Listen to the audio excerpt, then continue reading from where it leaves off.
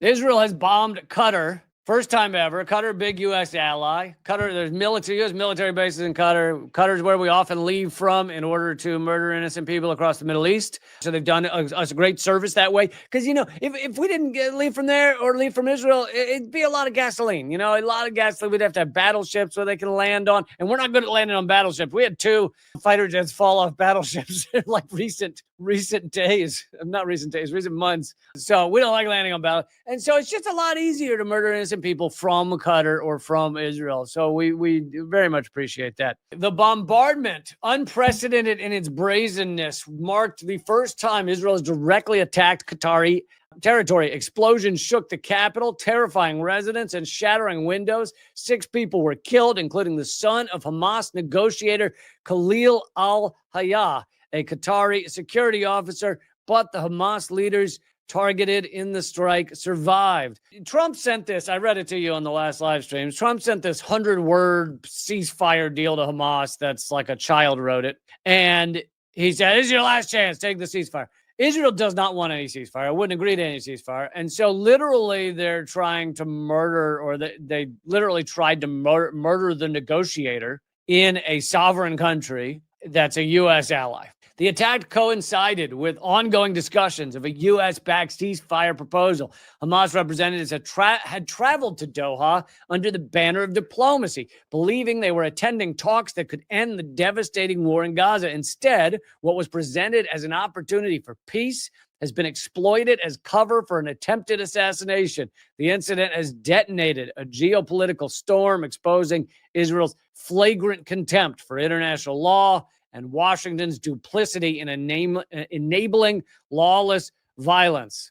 Trump may wag his finger. I don't know if he said anything like they shouldn't have done that. He may wag his finger, but Israel got approval to do this. Whether they say they did or not, Israel got approval to do this. So that means Trump signed off on Israel bombing our ally.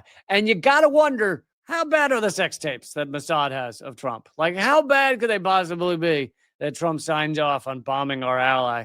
It's just yet again shows how unhinged Israel is, how unhinged the United States is. They're genocidal maniacs, and they just want to make sure that this genocide, this ethnic cleansing continues no matter what. And let's not forget the involvement of the Brits. They love good bombings, good murder on sovereign territory. So apparently the Royal Air Force, a Royal Air Force plane, was circling over Doha during the entire Israeli terror attack, and not circling for a minute, like it was a needed a second on it on some other trip it was on.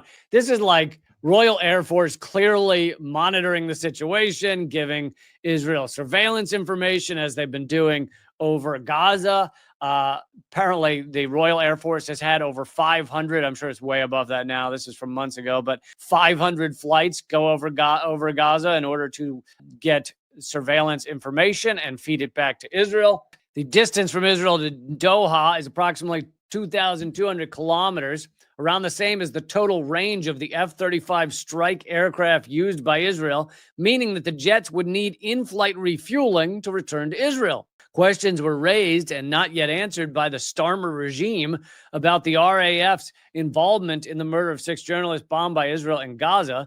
This new data raises the same possibility that the Starmer regime has gone beyond political cover, spy flights, and lawfare war on UK rights of protest and free speech, and is in collusion in Israel's genocide, into active collaboration and an act of war on the sovereign territory of a nation hosting supposed peace talks. So there you go. If you try and have peace talks between Israel and Hamas, then you will be bombed. Every time you think Israel is bad, it goes and does something that just makes you love them all over again, doesn't it, folks?